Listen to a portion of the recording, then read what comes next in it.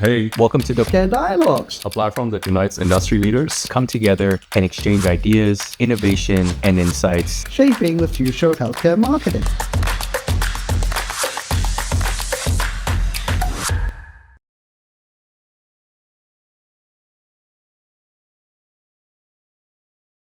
All right.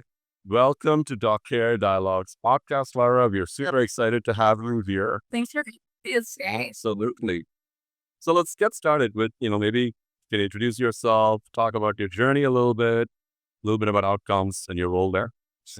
Happy to. So, a little bit about, I'll just start with myself and then kind of what it led to outcomes. They kind of both coincide. I joined a small company a little bit over 10 years ago now. And what we were focused on was how do we support pharmacies in digitizing their communication? At the time, everybody was all about apps, tracking your pizza, like Pizza Hut and Domino's and all of them doing it. Why can't a pharmacy do it? Well, the tech stack behind it is a little bit more complicated. But we started to build it out. We got some small pharmacies that joined us, trusted us, started to grow that. One of our biggest customers came in, Target at the time, Target Pharmacy. We got Costco on board, and we started to really think about the patient. What's the patient experience? How do we become the translating engine between what's happening at the pharmacy, which is quite complicated, and what's happening with their medication? And how do we make that journey more transparent? Cardinal Health was one of our early investors, ended up buying our company. That's great. And helping us grow even more. Yes. And at Cardinal Health, we joined a group in building out what outcomes is today. Yeah. Let's thank you for that background. I think that's great.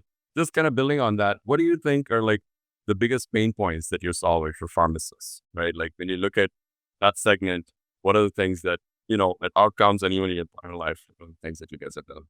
Yeah, I think the biggest pain point is time, where to allocate your time and how to best allocate it. So the biggest thing when you talk to pharmacies is their revenue line. How do you improve that revenue that they have? They don't have a lot of wiggle room and they don't have a lot of time. So that clinical platform needs to be effective. Everything has to drive good conversation with the right person.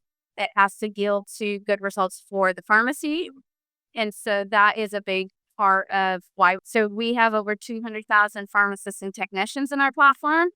And this is going to be the first time that we really work on educating our pharmacists with the tools and services that pharma has, right? So what we do is we deploy a lot of our pharmacists that have these clinical conversations, dose titration, late to therapy management programs, comprehensive medication reviews, and anything that we can do to help those pharmacists have the right content when they're having those conversations is helpful. Yeah. And so this is going to be a new market for us and an exciting opportunity. Very cool.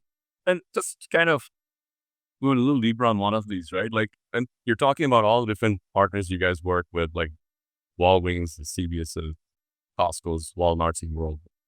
How do they kind of view, like pharma marketing level, right? Like, how do they view it? What do you think is going to be? I mean, there's revenue portions to it, but at the end of the day, what's the perception about pharma marketing? Yeah, I think it's complicated. So they're looking at a lot of the same things that pharma is looking at. So the good news is, do these interventions move the needle for the patients? Are the patients happier? Do they understand their costs better? Can they get to that script faster? If all those answers are yes, then they really want to participate in these programs. I think something that, I don't know, gets discussed as much in these kinds of events that you do see in pharmacy events are the reimbursement rates. Most of the pharma spend that occurs is with, your top 30 brands where retailers really struggle on reimbursement rates. So I think that the more creative direct-to-consumer models can be of value to pharmacies. I think you're seeing some of the big GLP-1s come up with more creative approaches to that, but it's very real. Yeah. So it is a little bit of a push and pull, but I think when pharma partners with trusted sources like us, so we've been working with these pharmacies for a long time. Yeah. They know who we are. They use our technology stack. And the last thing I will say is that, we have over 40 million digital patients. And I think a lot of people say digital in a variety of ways. I would say text eligible patients opted into our platform. That means that any pharmacy message we are white labeling and saying, hey, you may be eligible for a vaccine. We noticed you didn't get one this season, and, whatever else we might add to that.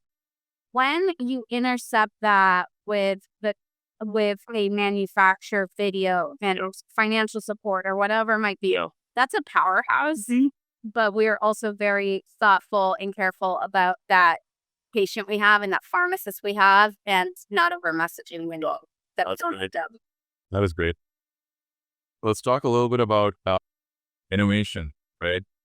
So from your perspective, what are some of like the most interesting developments that you've seen so far in the industry, especially when it comes to like pharmacy services side, where you kind of see the puck going as well?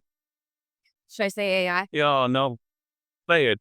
Hey, you got to say AI at some point, right? No. So I think, so first, I do think the direct to consumer model has been really interesting and started to open up this concept of consumerism around your health. We talk about it, but I'm a patient myself. Like, it's really great. But I do believe, and people could call me crazy, I think one of the market shifts we may see over time, and this is going to throw everybody for a loop, is this idea that a script goes into a patient's hands. So we've been looking at this for some time, and empowering the patient to take it to a pharmacy of choice, to be able to see that script and understand all of the hurdles it's having, getting, the prior authorization, what other rejections that the patient is experiencing, empowering the patient a little bit more, especially in certain therapeutic areas. So specialty, I think, is a big one. Obviously, specialty pharmacies do an amazing job of hand-holding that process. But I think that with a lot of the sort of specialty-like cleaner drugs, as they call them, probably anything that is around $500 to $3,000 a month, you're going to see a lot more patient empowerment places and letting them, with the support of the right tools, taking that script wherever it needs to go versus like I'm not sure where the heck it went and what's going on.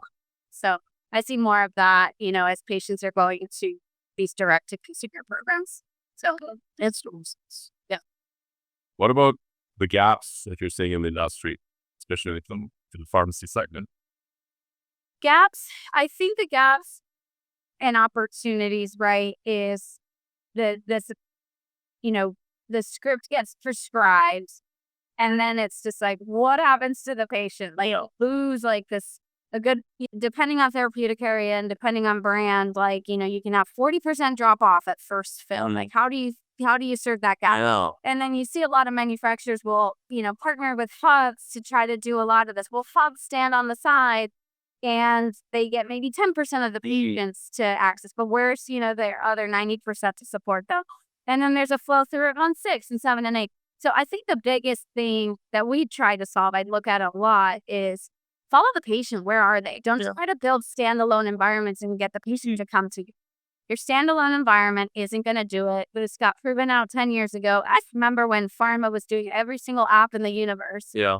We were too. We were pharmacy app in the universe. And only like 5 to 10% of your patients went to an app. Nobody goes to an airline app. Somehow they've stayed still waiting on that. I hear you. Right? But don't create a siloed environment to solve your problem. That's so totally true. Meet them wherever the heck they are. Yeah. Typically, that's at the pharmacy for now, until, these more unique models get created. So completely agree. We don't need another app. My phone does not want one. Yeah. What about when it comes to pharma marketing influencing the pharma solution space? Like, where do you see, how much of a play is in there? Where do you see kind of like the growth opportunities in there? Yeah. Well, it really depends on what happens with legislation late time, right? But I do think we've moved into an era where every dollar spent has to happen on, right? So I don't think you can answer that like carte blanche for all pharma marketing. A vaccine is going to look very different from, certain retail product and another, specialty product. So I think the biggest piece when I work with different manufacturers is, what's your patient journey? Where are you having the biggest drop-offs? And then focusing that impact, that financial spend on those. I do think that at the end of the day, back to my story before, invest wherever your physician is at, wherever your pharmacist is located, and wherever your patient is located.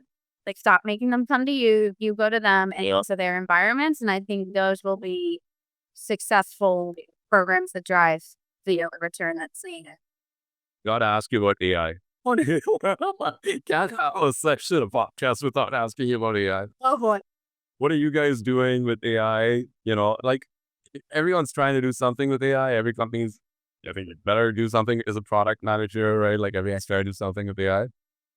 What are the things that you guys are dabbling into? What are the kinds of results it's yielding, right, so far? It's still early days, I'm sure, but what do you see? Yeah, I mean, I'm not your expert on the product side, so I probably will have an answer that I say, watch this thing want to kill me. But Yeah. I think it's just going to become a base of everybody's product where it's appropriate. I think the guardrails is what makes it hard right now in healthcare to apply AI and have, our data agreements are really complicated. And so the dabbling around AI is, I will say, somewhat lighter than other environments because these are pharmacy patients. We take that very seriously. And so we're building an AI to create more efficient dialogue with the patient. So there are messaging engine. A lot of the world where there was IVF, like automatic calls, a lot of that is pulling through now. AI influences. They've been testing that out. So by the time a call that, patient called into the pharmacy to understand where their medication is, by the time a pharmacist takes on the call, the idea is that there's a bigger pull through of like, hey, Lara called. She's been waiting on the line for 10 minutes. She's got these 3 medications on hold. She's asking about this one and why, is her pill blue and not purple? Yeah. True. These questions do Really? So speed and, just giving anything you can do to help the pharmacist really, get rid of the noise as much. Yeah. And so that pharmacist can pay attention to the right thing. Yeah. I can see totally. I mean, I think as AI gets even better, we can see it making the lives of pharmacists so much easier and they can then crank through, right? Yeah. I mean, the piece is that everyone's going to have it, right? We'll all have it. It's great. I mean, all of us are probably already using ChatGPT. Yeah. But it's still learning. So it's just taking a little bit of time. And in healthcare, you got to be a little careful with a model that's still learning. So just apply it, where appropriate. Yeah. The day when the lines at a pharmacy are much shorter, like even now, like when I get to a pharmacy, I'm like, oh my goodness, this is the line, Yeah.